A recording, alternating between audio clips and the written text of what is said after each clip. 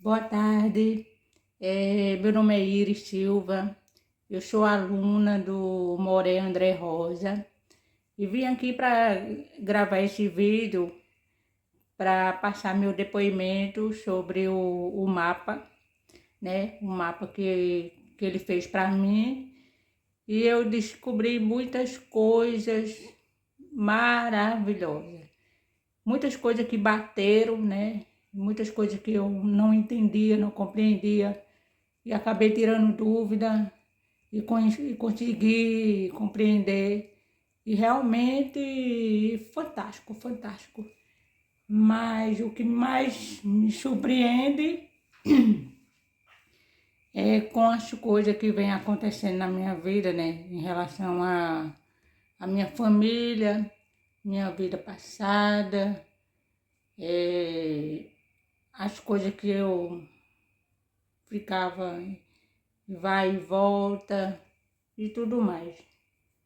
E eu estou muito feliz por ser aluna dele, porque eu estou estudando coisas que é muito sério, é muito profundo você estudar, você...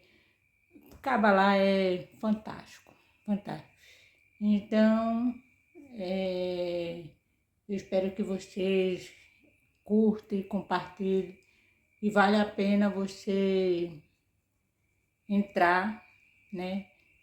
Estudar, aprender mais, e, enfim, muito profundo. Vou ver se ficou bonito. Então, a gente vai continuar aqui do item 5, entender um pouquinho mais profundamente essa questão de Shai. A gematria, valor numérico de Shai, vamos ver como funciona. O nome Shai, aqui Shin, Yud, Shin, Yud, tem um valor numérico de 320. Esse é o valor do nome Shai, tendo um Yud 10, um Shin 300 e outro Yud 10. Então, nós temos exatamente o valor de 320. Yud é igual a 10, como a gente já viu ali em cima. O número 320 é um múltiplo de dois números, extremamente significativo, ou seja, 320 igual a 1032. Ele representa, veja, as 10 sefirotes, estrutura completa da árvore da vida e lame de Beit, 32. A guiamatia da palavra leve, que significa coração. Olha que fantástico. É uma palavra que significa coração, também são as letras iniciais e finais da Torá, tendo o Beit de Bereshit, Lamed de Israel, a última letra da Torá, que significa que leve, né? A palavra coração. 32 também representa os 32 caminhos de sabedoria. Então, 32, né? Nativot Rohimá. É assim que se fala, a palavra Nativot, caminho, e Rohimá, sabedoria. Que são as 10 sefirotes mais os 22 canais, ou seja, nós temos 10 sefirotes mais 22 letras hebraicas, que são chamadas de canais espirituais, e assim totalizam 10 mais 22, 32. Hebraico que se conectam conforme descrito no Sefer de Sirá. Então, o que acontece aqui, gente? Olha, são 10 sefirotes mais 32 caminhos de Kabbalah. Dá 32 multiplicado por 10, né, como a gente viu, vai dar o nome de Shai. Veja como a gente vai compreendendo, então, como esses caminhos são bem diferentes, né? Ishai, 320 é o coração, veja, 32. De todas as 10 sefirotes, de todas as 10 sefirotes, ele é o tronco, como diz o profeta Isaías, que o servo, como coração central, bombeando a sabedoria divina nos 32 caminhos, para a manifestação final em Malhut, que é seu filho Davi. Ele é o canal central da energia messiânica. Olha como que isso muda toda essa história. Isso é fantástico, né? A gente tem aqui, então, uma mudança total, total, absolutamente total. A gente pode até usar esse termo aqui, essa configuração. Veja, nós temos as letras hebraicas, né? São 9 do lado de Adam, 9 letras formam Adam, do Aleph até o Tet, e 13 letras formam Rava, do Yud até aqui exatamente, ó, do Yud até o Tet lá embaixo. Aqui nós temos a árvore sefirótica, ela vem descendo, descendo até Malhut. E Shai, veja, ele brotará um Netza. Netza é a palavra aqui que se chama Moshe. Exatamente, né? O broto Netza é Netza aqui, ó, que é o broto, tá vendo a raiz que vai gerar aqui juntamente com hoje.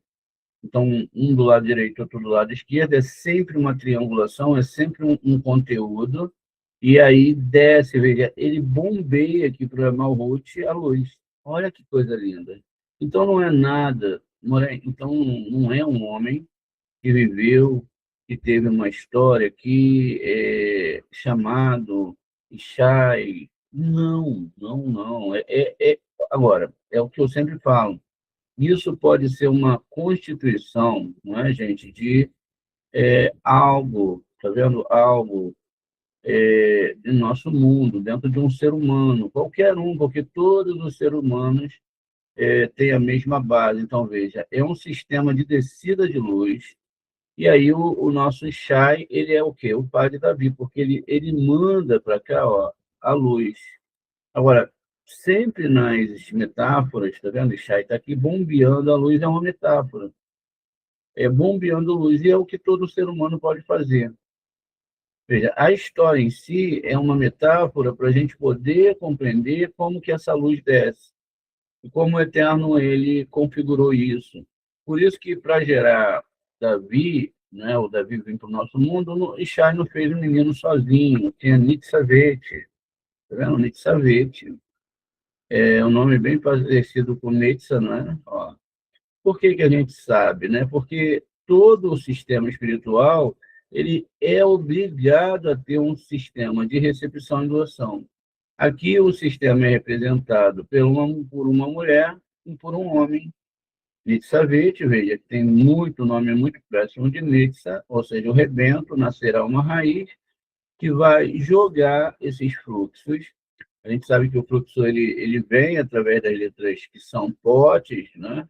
São entidades espirituais, criaturas. As letras hebraicas não são simples letras, elas são criaturas e elas vêm se desembocando, desembocando dos mundos superiores, olha.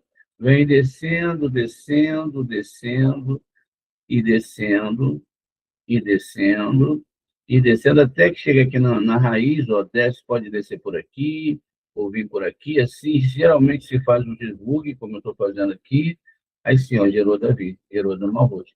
Então, gerou o quê? Toda a energia de Malhut, toda a energia que é para o estudo da Torá, para Kabbalah, e que as pessoas gastam com essas coisas.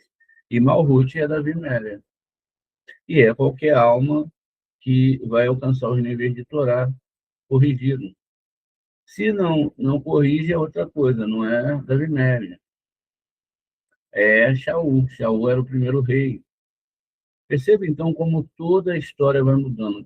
Ishai, ele tinha gematria, tem gematria de 320 no seu nome, não é? Ele realmente tem essa gematria muito bonita. 320 é correspondente aos 32 caminhos da Torá, Os 32 caminhos da Torá são as 10 sefirotes que nós estamos vendo aqui, ó. Essas 10 sefirotes, mais 22 letras hebraicas, como a gente viu. Então, 10 mais 22, ou seja, 10 sefirotes mais 22 letras, igual a 32. E 3 mais 2, né? 3 mais 2 igual a 5, ou seja, igual a 5 livros da Torá. Olha que coisa fantástica. Então, a gente está começando aqui a ver agora como que essa luz desce, lado masculino e feminino, que não tem nada a ver com homem e mulher, e tem, né? É sempre uma coisa dentro da outra. Mas veja, é uma árvore sefirótica, é uma árvore sefirótica. É uma árvore composta que está dentro do homem, está no sistema superior. E Chá, então, muda totalmente a configuração na relação, aquela relação que a gente tinha com a ideia de Chá, né?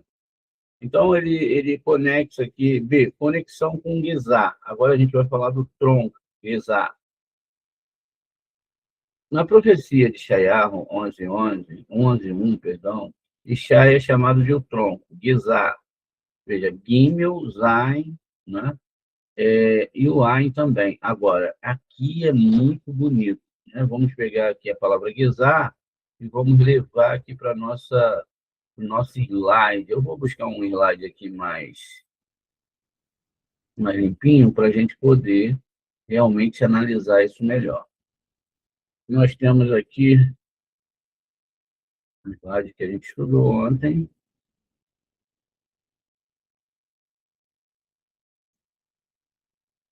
Nós temos o nome Shai.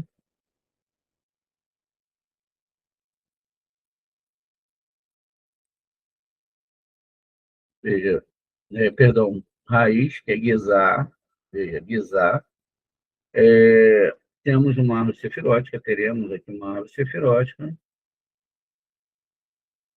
Agora vamos entender aqui. Ele era raiz de quê? Né? Ele era raiz de quê? Como isso pode ser definido? Como essa palavra raiz pode ser definida? Sabemos, gente, que toda a estrutura da Torá, toda a Kabbalah e o nosso mundo foi feito o quê? Para reencarnação e conserto de almas. Não viemos para cá para sermos roteiristas de Hollywood, ou irmos nas Disney, ou, sabe, tudo aquilo. Não que não seja possível, nem seja permitido para quem não deseja fazer.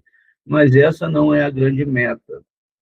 A grande meta é estarmos aqui, compreendermos Kabbalah, Torá e consertarmos a alma. Porque senão o corpo gasta só com os prazeres, não estuda a Torá e no final ele acaba. Ele é destruído. Se a alma é reabsorvida pelo Eterno por um tzadikim, né? Não se sabe como assim. Se sabe, mas não se sabe qual é o destino da alma. Então a alma está aqui para estudar a Torá e Kabbalah. O resto é só a cereja do bolo. É a missão que a pessoa terá e muitas vezes a pessoa esquece do fator final e da missão real que ela veio fazer aqui e acaba se perdendo dentro desses conceitos. Então, veja, a palavra Gizá, que é raiz, que é também uma metáfora para os estudos da Torá, né? A árvore que tem raiz, no solo bom, etc., é a Torá. E a árvore que tem raiz no solo ruim, que é o quê? A árvore do bem e do mal, a mentira em relação à Torá. Então, é preciso ter muita atenção, realmente muita atenção, em relação a toda essa construção em relação à Torá. É preciso prestar atenção e prestar atenção em cada item, em cada coisa que a gente vai ensinar. Veja, então é raiz, a gente está vendo a raiz.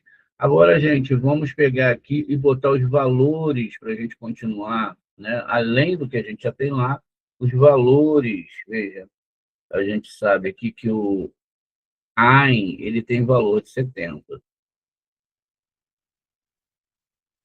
no 70, enquanto o Zain tem valor de 7.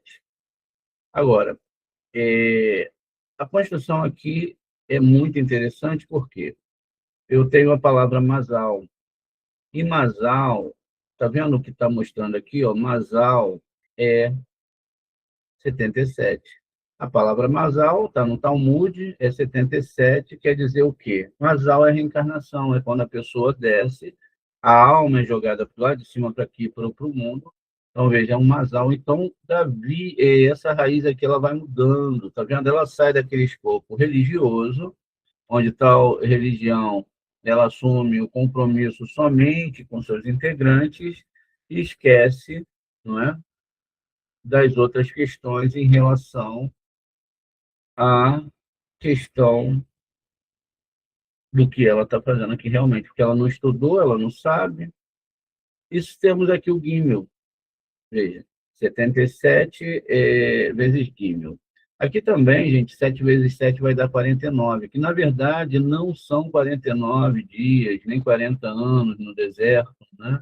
Não é isso que a Torá está falando. Ela está falando em relação à subida para os mundos superiores. O que ela está dizendo? Olha, pessoal, a gente vai ter que fazer isso aqui, ó, a gente vai ter que subir, tá vendo? Ó, esses mundos espirituais, vamos ter que subir até chegar ao portal 49, 7 vezes 7, ou seja, a gente está subindo até chegar, olha, exatamente ao meio do caminho, ou pertinho lá, ó, é 49, não é 50, é quase lá, falta 1%. Então, quando chegamos e completamos, né, o portal 50, então a gente sabe que vai ter, então, essa subida, tá vendo? Vai ter completado aqui, o portal aqui é o portal 50, tá vendo? É o portal 50 que é binário. E essa corrida se dá daqui de baixo para cima. Então, veja só, eu tenho 7 vezes 7, que é 49. Então, eu tenho 3. 3 tem aqui, então, uma configuração muito bonita. De que forma? O 3 ele representa exatamente a Sefirá de Hesed. Então, quando eu tenho a Sefirá de Hesed aqui, ela é representada pela letra Gimel, que também fez, né, ali o planeta Júpiter, que nós chamamos de uma Sefirá chamada Hesed. Deixa eu só conseguir enxergar aqui o meu ponteiro, está difícil. Agora ficar em preto e branco fica mais fácil. Ó. Então, ó, Hesed, tá vendo? A gente tem aqui a letra Gimel, e a gente vai ter aqui exatamente ó, essa Sefirote aqui. Ó. Olha só que incrível. E essa Sefirote, ela está ligada à letra Gimel, tá vendo? E vocês vão ver ó, que aqui tem um pontinho dentro, quer dizer, o amor vai ser total. Total. Abaixo de Gimel, nós temos um Segol. Esse Segol representa também ó, essas 3 Sefirotes aqui, ou seja, os 3 patriarcas. Ok? Vamos lá, então.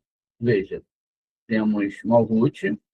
Além disso, gente, a gente tem 2 meses especiais dentro dessa Constituição, que é uma tribo, né? A gente sabe disso. Então, o Zain, ele faz essa linhazinha aqui, tá vendo? Ó? Essa conexão entre Rorimá e Gevurá. Olha que bonito. Enquanto, e representa o mês de peixes, né? Olha que bonito. E o Ain aqui, ele já vai ser diferente, ele já vai representar essa ligação aqui, ó, entre Biná,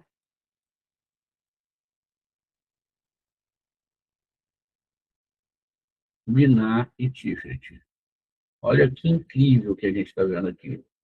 Veja, então, isso significa tudo isso. Mas se nós olharmos com mais atenção, nós vamos ver que, na verdade, a gente tem 77, que a gente já viu, que são chegada, veja, um grau chamado 49, e temos um 3. Então, 77 mais 3 é igual a 80. Tá vendo? 80. E esse 80 aqui que nós estamos vendo, ele é exatamente, gente, a idade que Moshe foi para o Egito. E Moshe está aqui, ó, que é, na verdade, Nexa. Netzavete, Nexa, que vai ser, né, a responsável por enviar essa energia, essa raiz de energia aqui para Malhut. Olha que fantástico. Então, assim, a gente começa a ver todos os segredos da Torá. Além disso, esse Gimel, ele também representa os 3 patriarcas, os 3 paus da Torá. Olha que fantástico. Na verdade, são também os 3 anjos, né? Rafael, Gabriel e Mihael. Então, a gente tem aqui uma explicação do nome de Shai, percorrendo aqui a palavra Gizá. E ele vai chegar aqui, agora vai trazer outra explicação. Gizá é 80, aí seria exatamente, né, Gimel, Zain, Ain 70, como a gente viu, alguém bateu 80, e 320 Shai é igual 4 vezes 80. Tá vendo? Se eu pego e somo exatamente esse valor de 80, então vezes 4, eu tenho igual a 320. Olha que coisa linda. Isso simboliza que Shai é o tronco, é a fundação para as 4 letras do nome divino, Yod-Kei Vav-Kei. Ele se manifesta no mundo, ou a fundação do trono divino, ou seja, da Merkavá. E Shai como Nazi, líder e a dúvida alárrica. Ishai não era apenas um pastor de Belém. A tradição, o Midrash, ensina que ele era um nazi, o principal líder de sua geração, da tribo de Judá. E o Avi Beit Din, ou seja, o chefe da corte rabínica, o Sanhedrin Sinédrio da época. Isso adiciona uma camada trágica e mística à sua rejeição, ou a rejeição de Davi.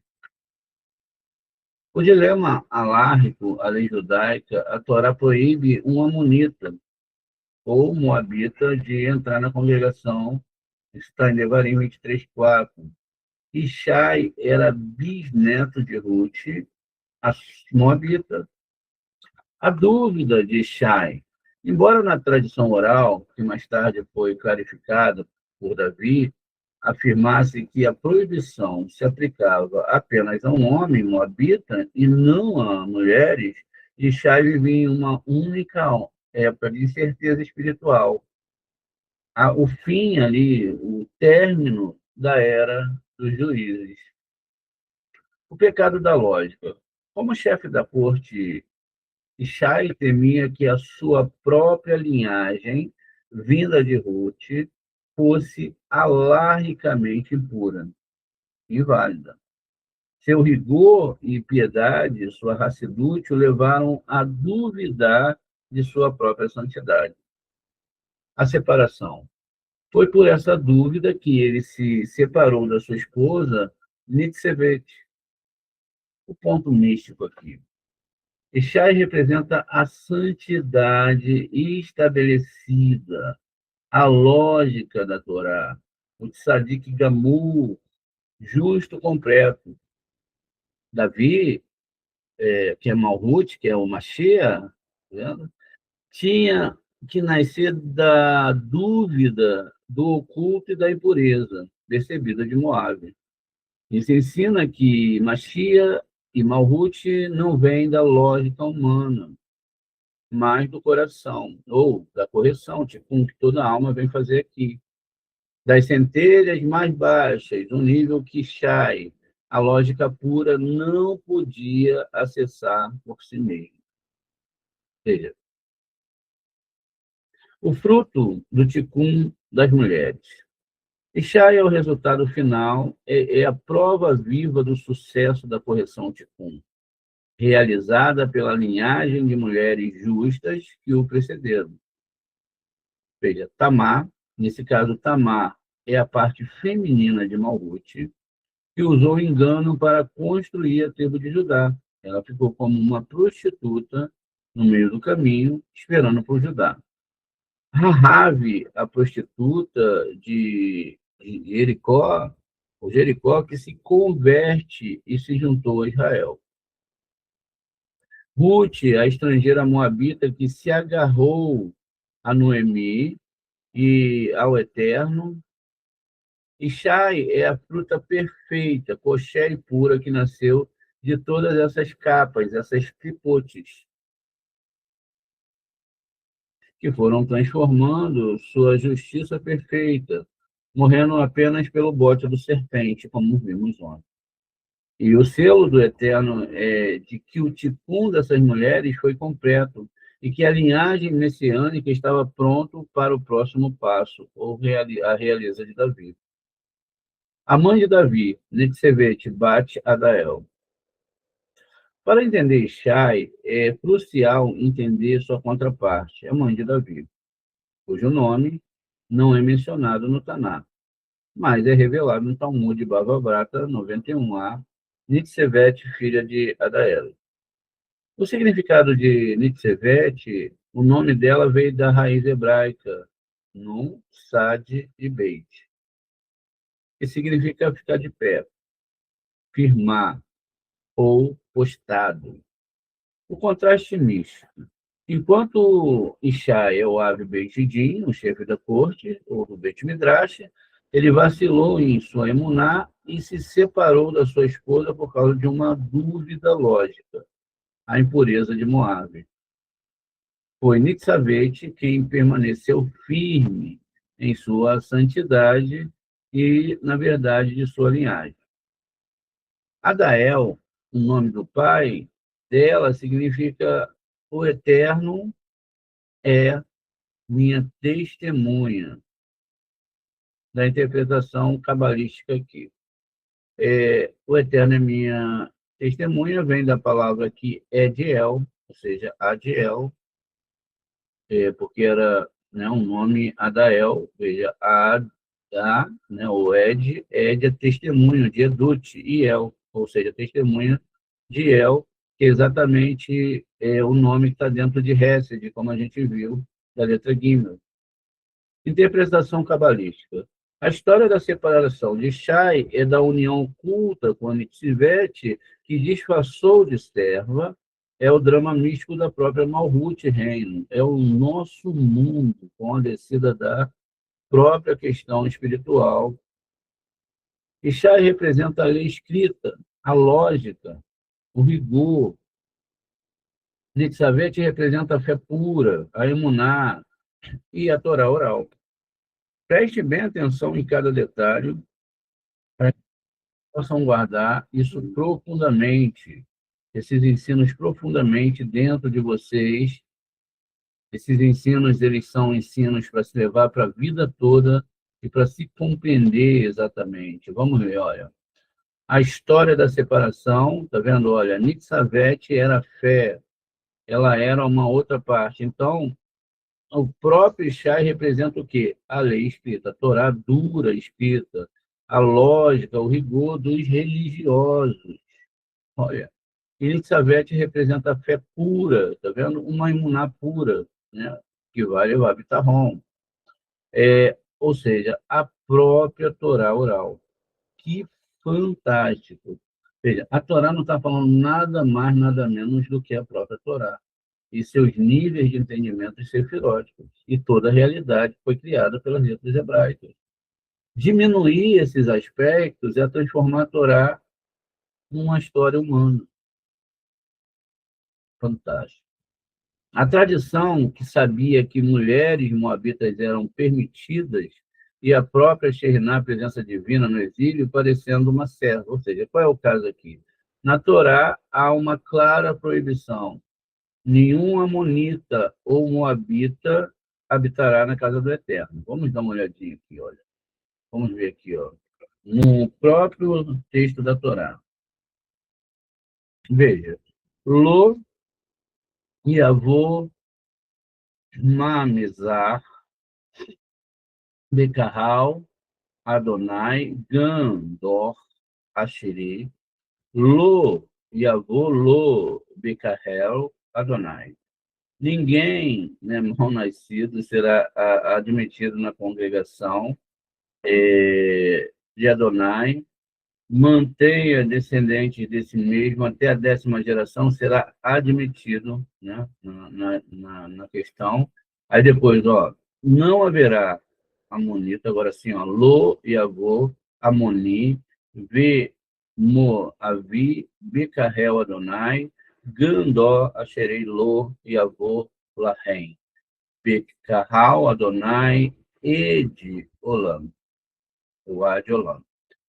Nenhum amonita ou moabita será admitido na congregação de Adonai, nenhum descendente desses mesmos, na 10ª geração, jamais será. Ó, vou copiar aqui, vou levar aqui para o nosso slide, porque está fugindo, o texto lá está fugindo, vocês viram, né? Ele não quer ficar de jeito nenhum. Então, a gente traz aqui para o nosso slide, e aqui no nosso slide, olha, já está bem bagunçado aqui, a gente vai colar esse texto.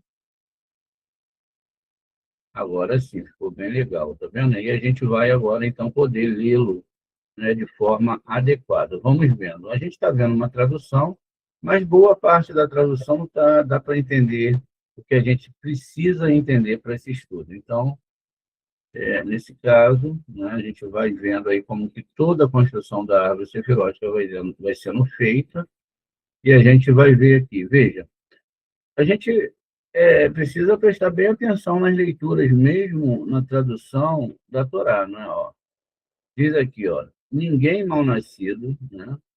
Loiavô,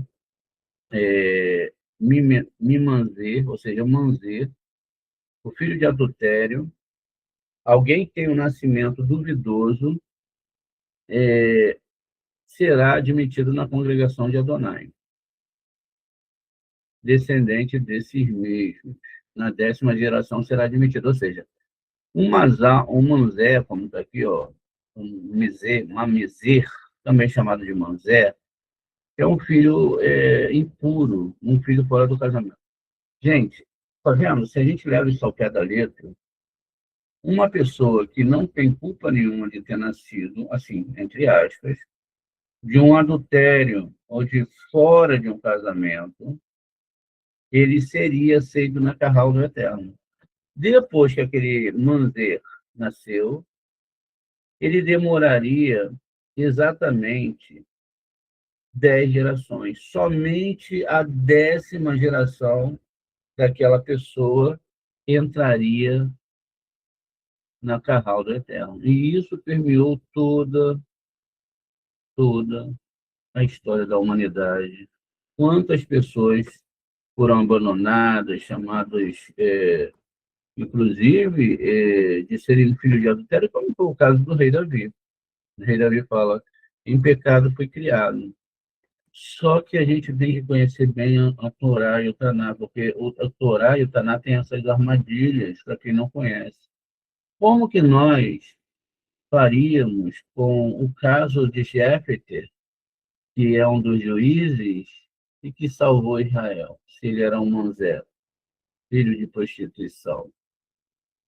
Então, por isso, é que se tem que ver a Torá profundamente e o que a Torá está falando. Se tem alguma coisa a ver com histórias literais do nosso mundo ou se está falando de questões espirituais.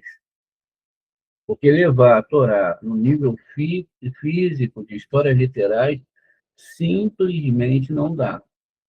Ele segue aqui, então, falando agora, nesse caso da pessoa ser amonita ou moabita, não será admitido na congregação de Adonai nenhum desses descendentes, mesmo na 10ª geração, para sempre não será aceito. Quando vem, então, a rainha, Ruth, a moabita, e como Ishai descende de lá, ele tinha uma grande dúvida.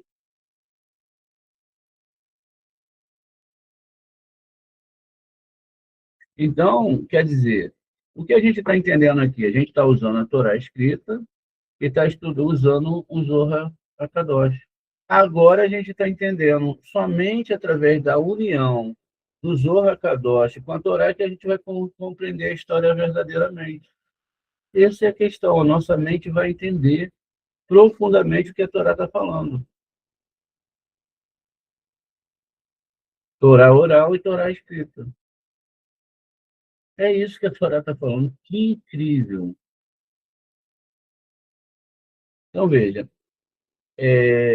ela, lógico, que as mulheres eram permitidas porque elas não saíram para guerrear ou ir contra Israel na guerra. E isso está metaforizado justamente em cima da questão da vinda dos anjos encontrarem o Abraão. Todos nós sabemos que Moabe descende de Ló, e Ló era irmão de Sarai, e depois se torna Sara. E é de lá que sai Moabe. Quando os anjos vêm, e aí sim acontece ao contrário de que Israel pediu pão e água aos moabitas, e não deram, e saíram à guerra, aquela coisa toda.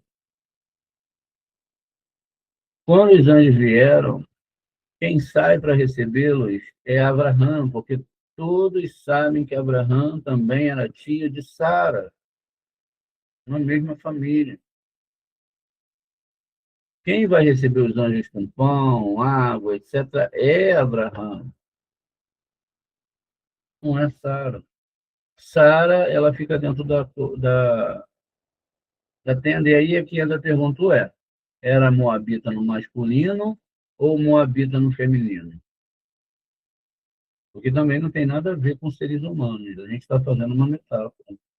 Por que ele está dizendo aqui, olha, quem vai encontrar com os anjos, um homem é composto de uma dualidade, lado feminino, recepção, e lado masculino, doação, quem vai encontrar com os anjos é o lado masculino, a doação. O lado feminino não foi todos os momentos. Preste atenção. E está se falando Torá escrito, Torá oral. Se o corpo, quando se fala nas histórias da Torá, o corpo, por exemplo, os personagens são uma parte masculina, a parte feminina, perdão. Então, de um ser humano, naquele nível ali, não é? Dentro de uma sefirote, o corpo é a parte feminina. E a parte masculina é a alma. Ou seja, o corpo ele é recepção e a alma é doação. A Torá escrita que as pessoas seguem, elas estão ligadas ao quê? Ao corpo. É por isso que as pessoas têm tendências de fazerem tudo aquilo com o corpo. Querem fazer festas, querem fazer isso, comer muito, etc. O corpo tem que ver uma taça bonita para botar o vinho. O corpo tem que sentir o sabor do vinho, e etc. E a Torá não tem nada a ver com esses ritos. Se um dia teve, é porque naquele momento havia uma força dentro desses ritos, onde o ego humano ainda conseguia ser estabelecido ali dentro de um limite. Hoje o ego chegou a 200%. Isso significa que essas forças, essas questões, elas não têm mais como estarem de forma alguma substituindo o Zohar Kadosh. Iria substituir o Zohar Kadosh. Alguns alunos me perguntam, Moré, mas eu faço Hanukkah. Infantilidade. Eu acendo as velas de Hanukkah. Eu já estou até comprando azeite e tudo. Eu gosto, eu me emociono. Mas isso não é Kabbalah. Isso não tem mais validade nenhuma. É um tiro falho. É como se você pegasse uma arma e aí vem um bandido, você tem a munição e você atira e é uma bala de estopim. Tem o barulho, tem a arma, mas o tiro é falho, bobagem, ignorância espiritual. Mulher, eu saí da religião cristã, mas eu tenho uma cruz muito bonita na minha casa. Eu só uso de enfeite. É só enfeite, Moré. É muito bonito, Moré. Essa cruz, ela tem diamante, Moré. Ela é muito... Eu vou deixar ali, o que que tem? Ah, Moré, eu tenho uma menorá. É só enfeite, Moré. Eu vou deixar ali. Não farás imagem de nada que está acima dos céus, né? Nem abaixo da terra, para te prostrares perante elas e adorá-las. Quando você faz uma menorá com mau entendimento, você está fazendo um ato de idolatria. E por mais que a gente explique às pessoas isso, elas não entendem. Por que que elas não entendem? Porque elas têm um ego ainda de manter objetos idólatras dentro da sua casa. E vão fazer coisas para o corpo idolatricamente. E depois as doenças virão. Porque quando você está com moré, você tem que fazer o que o seu moré está falando para você. Não é fazer o que você acha que é certo. Se o moré falou tira, tira, porque ele tem conhecimento. E quando você vai contra o conhecimento do moré, você está indo contra o conhecimento da Torá. Não tem meio termo. Poxa, Moré, mas naquele dia eu conversei com você que eu tinha menorá, você não falou nada. Lógico, eu não vou falar o quê? Eu tenho que falar dentro dos estudos, eu não tenho que me meter na vida de ninguém. Mas aí, quando você vai ver a vida da pessoa, está cheia de problemas. São doenças, são um monte de coisa, porque ela continua na idolatria. Ela não pode pegar uma porcaria de ferro e jogar fora. Não pode pegar uma cruz e jogar fora. Não pode pegar um Novo Testamento, a Bíblia toda corrompida e jogar fora. Ela não pode jogar os santos fora porque vai incomodar alguém. Ela não consegue quebrar nem dentro da sua casa, nem dentro da sua lógica, essas idolatrias porque é bonitinho. Veja a seriedade disso. E transforma uma coisa em outra coisa, porque todo cidadão e toda cidadã, toda amiga e amiga que visitar na casa dessa pessoa verá aquele, ou aquela cruz, ou aquela menorá, ou o santo, ou seja lá o que a pessoa está colocando como objeto de idolatria dentro da sua casa, por menor que seja. E aí a pessoa ainda fica, mas isso não tem mais nada a ver. Tudo que não tem mais nada a ver, risque da sua vida. Se não tem a possibilidade de pegar, jogar no chão e quebrar, como muitos alunos fizeram, vende então. Usa aí do dinheiro da idolatria para a sua vida. Vai doer um pouquinho, mas pelo menos vai ser um pouco melhor.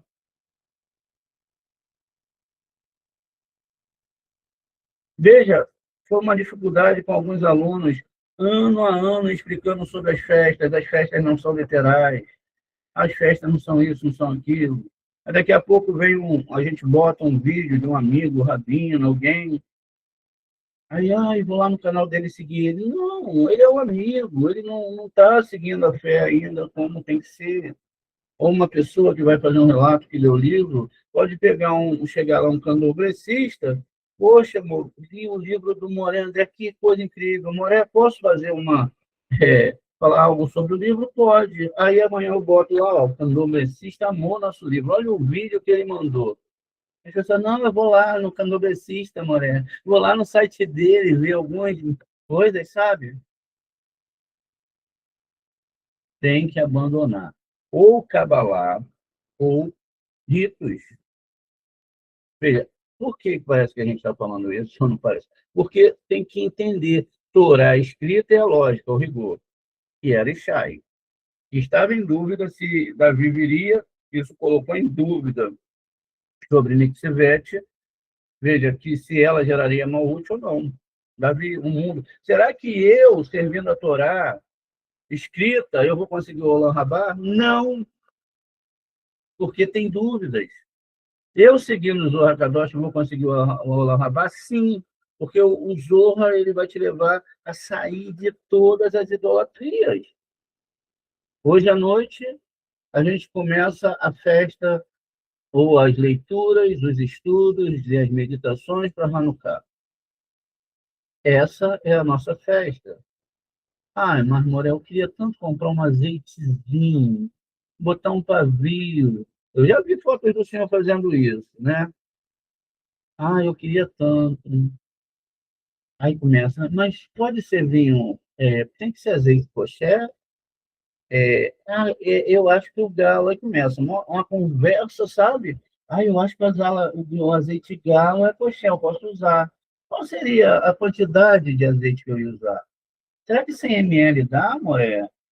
Ah, eu vi lá no vídeo, pode botar um pouquinho de água embaixo, em cima do azeite, pegamos um pavio lá, um barbante, fazemos um papelãozinho, furamos, botamos o barbante, ele absorve o azeite. Olha, o papelão tem que ser kosher?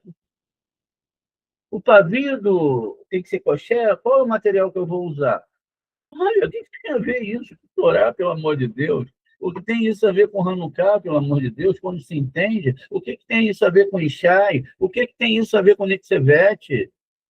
Não mantenha a cruz dentro da sua casa, não mantenha menorá nenhuma, não mantenha nenhum rito nenhum. Saia disso, parta para o mundo da alma, para o mundo espiritual, para as coisas espirituais da Torá. Chega!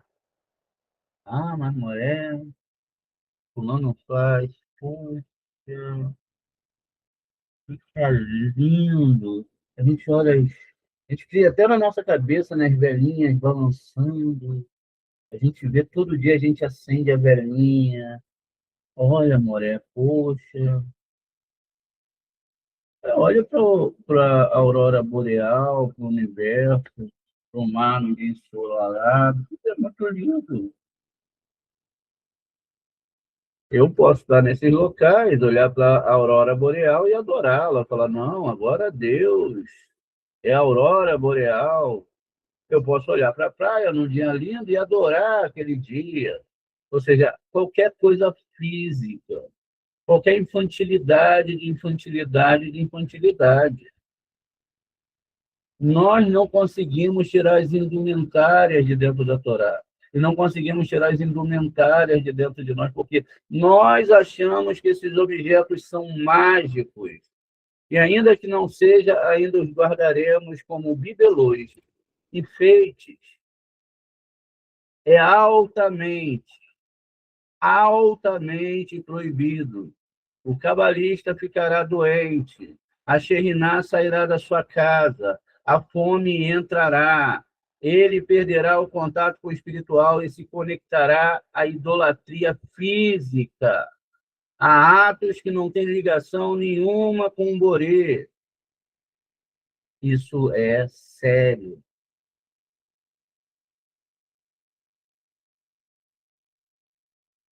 Então, veja, as mulheres moabitas eram proibidas, o desejo de recepção.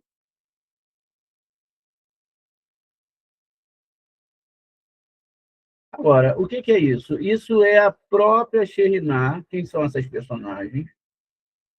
A presença divina no exílio, parecendo uma serva. Ou seja, isso é todas essas pessoas que estão sendo aqui, Nixavete, ela é a presença divina que representa a Torá oral. Davi Malhut só poderia dar união à lógica de Shai com fé pura. Nixavete, que age disfarçada de serva, ou seja, a própria Sheriná, e Shai teve que ser enganado, assim como Judá foi por Tamar, para que o nível de alma que estava além da sua lógica pudesse nascer. A firmeza de Nexavet, da fé da mulher, corrigiu a vacilação dúvida do homem. Eu vou agora partir para uma próxima leitura com vocês. Preste atenção, gravem. Olha que revelação maravilhosa nós temos aqui. Essa é a escola Kibel Sinai. É a escola que você aprende. É a escola que você está vendo com a realidade dos seus olhos. Coisas que você nunca viu e nunca aprendeu na sua vida. E é o Zohar Kadosh. É lindo demais. É maravilhoso demais. É um desvendar da alma, é um descobrir dos olhos, é a própria divindade saindo de qualquer objeto idólatra. Que coisa linda! Veja, Shai é a Sefirá de Yesod, de fundação. Que lindo! Ah, veja só. Embora Ishai seja o tronco, porque até agora a gente falou de tronco, de Malhut, reino, sua função principal é conectar a Sefirá e Yesod de fundação. Yesod, o Tzadik, o justo. Por isso que Yesod é chamado de Tzadik, o justo. A Sefirá de Yesod é o pilar da árvore da vida, conhecido como Tzadik Yesod Olam, o justo. É a fundação do mundo, Provérbios 10, 25. Vamos olhar aqui, ó. O livro de Michelei, Provérbios, é um livro muito importante, porque a gente sempre lê esse livro, a gente fixou aqui uma meta para o nosso grupo, e a meta de Michelei é exatamente Michelei, ó, 10, 6. Olha que bonito. Lehavim, Moshel e Melitzá, Davei, Rahamim, Verrodotam. Para entender provérbios e epigramas, na verdade, parábolas. E epigramas, que são as letras hebraicas, as palavras do sábio, Davá, aqui está como de ver, dos sábios, Rahamim, e seus enigmas. Agora, o que é provérbio? O que é provérbios? São parábolas, na verdade. Parábolas, olha que fantástico. Parábolas são, né, histórias, mas essas histórias, né, elas são... deixa eu só botar aqui, senão vai aparecer, né, parábolas, dicionário, senão vai aparecer coisa que não tem nada a ver com nada, né? Veja, então, ó, parábola no dicionário tem dois sentidos principais. Uma narrativa alegórica de ensinamento moral e espiritual. Então, veja, são ensinamentos alegóricos. Veja, então, quando eu estou indo para lá, vamos ver. Agora a gente tem que ver o que é alegoria. Alegoria, dicionário. Então, a gente tem aqui a alegoria, cada uma das figuras, ornamentações que ilustram o enredo de uma... Era isso, né? Tinha que ter o samba aqui. Filosofia, artes plásticas, tem um sentido para cada local, né? Literatura. Sequência lógica ordenada de metáforas que exprimem ideias diferentes da enunciadas. Veja, a Torá é um livro de parábolas, Provérbios 1, 6. Parábolas. Nada é real ali, no sentido de que tenham acontecido literalmente no nosso mundo, mas tudo é muito mais do que o real. Que fantástico! Olha que aula maravilhosa para abrir o nosso entendimento em relação à Torá. Agora vamos aqui no Provérbios 10, 25. Olha que fantástico! Ó, exatamente, ó, 10, 25. Deixa eu só conferir o texto aqui. Ó, o justo é a fundação do mundo. Aqui no final, ó, quando a tempestade passa, que a vor surfar de Ain, achar. Está falando aqui, está bem diferente do que está aqui, né? Quando a tempestade passa, assim, passa, o homem ímpio se foi, acabou. Ele acabou, tá vendo? Ó? O ímpio acabou. E vai Sadik e Sogelon, ou seja, o justo, tá vendo? É a fundação do Olam, do mundo. Olha, e o que está falando aqui? A gente logo olha um Sadik, um homem justo nesse mundo, veja, eu não conheço outro justo, o Eterno fala, é Yesod. Porque Yesod, você vai perceber aqui que Yesod é a última base para a descida da divindade. Yesod é a base que controla, ó, todo o resto das coisas. Tudo está em cima de Yesod. E Yesod é a base, tá vendo? De todos os mundos espirituais, das sefirotes acima. Ela se, tudo vai se maximizar aqui em Yesod. De Yesod vai ter uma linha até Malhut. Então, quem segura tudo é Yesod e envia aqui para Malhut. Olha que fantástico. E quem é Ishai? Quem é Ishai? Né? Na linguagem aqui, quem é Ishai? Ishai, ele é o caminho, tá vendo? Ele é Yesod. Por quê? Poucas pessoas sabem. Ô, gente, tá feio aqui. Peraí, deixa eu consertar isso aqui. Pelo amor de Deus. Ó, vamos lá. Deixa eu consertar aqui tudinho.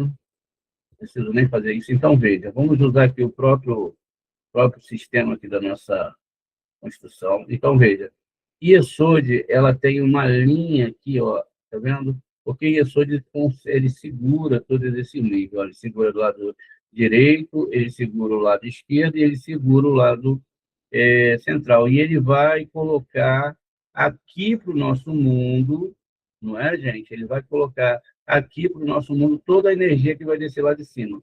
A energia ela é uma só, mas ela é dividida conforme nós podemos captar. Imagine que você está numa tempestade, se você estiver com um guarda-chuva, o seu guarda-chuva em torno de você, ele pega muito mais água da chuva do que você tivesse, né? Vocês estão entendendo, né? Lógico que sem guarda-chuva molha, mas eu estou falando da proporção, a quantidade de água que desce. E a água, ela desce da mesma forma. Uma pessoa pode estar com guarda-chuva, mesmo a pessoa pegando muita chuva, ela não é molhada, enquanto o outro que não tem guarda-chuva pega menos chuva e é molhada. Olha que incrível. Então, o que ele está falando aqui? Ele está falando, ó, que Yesod é Ishai. Isso, Ishai é Yesod. E que ele, na verdade, é tipo uma bomba, né? Ele é aquela ponta, ou seja, a letra Tav. A letra Tav é a letra que bombeia aqui, ó, no final. Ah, mas mulher não é letra Kuf, é outra coisa. Aí tem que passar pela letra Tav. E aí ele é essa letra Tav, que é o degrau aqui, que traz luz para Davi Malhut, ou seja, é ele que vai gerar agora o estudante de Kabbalah, aquele que vai adentrar os mundos da Torá aqui nesse mundo. Fantástico. Realmente, nós temos que bater palma para os nossos sábios. Fantástico, fantástico, fantástico. Amanhã as pessoas estarão preocupadas em se conectar, acender a vela, botar azeite. Esse azeite tem que ser comprado em Israel. Muitos gastarão dinheiros inimagináveis para aqueles que têm para comprar. Esses poderão fazer a vontade do Eterno, porque tem dinheiro para comprar o azeite de Israel, botar uma água do Rio Jordão, e vai ser uma mágica total. Vai ser algo totalmente mágico. Como aquela estrelinha de Natal, que a gente, ou a árvore de Natal, ou o Papai Noel, ou as bolinhas penduradas na árvore, ou aquela menorá que você tem na sua casa, ou os copinhos que você comprou tão especialmente só para essa data, ou as velas que você comprou, que custou um dinheirão, porque todo dia você tem que acender uma vela a mais. E elas têm que queimar como um ato mágico, e ali vai ter uma transformação, parece até algo macabro. Veja, mas não é nada disso. Veja, vamos continuar. 9, mas a justiça perfeita de Shai né, como discurso. Né? E Shai aqui no primeiro ponto, a definição de um tzadik justo, perfeito, que não morreu pelo pecado próprio. Ele é a personificação da energia de Yesod, ou seja, as pessoas podem chegar nesse nível.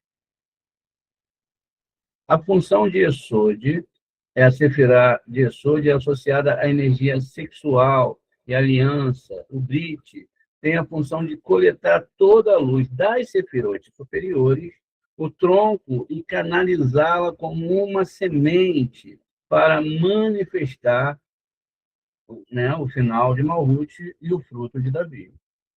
Ishai, o Justiçode, é o tronco que purifica toda a linhagem.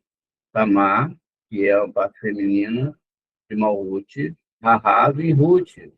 É a canonização como uma semente santa e perfeita. Essa semente é Davi, que na verdade é Malhut, é a parte masculina de Malhut. Batisheva é a parte feminina. Portanto, Ishai, veja, Yesod, portanto, Ishai, Yesod, é a fundação justa sobre a qual o reino Malhut, Davi pode ser construído. A profecia, o tronco Gizad de Ishai, pode ser lida misticamente como a fundação de Ishai, de onde Davi, Malhut brotará.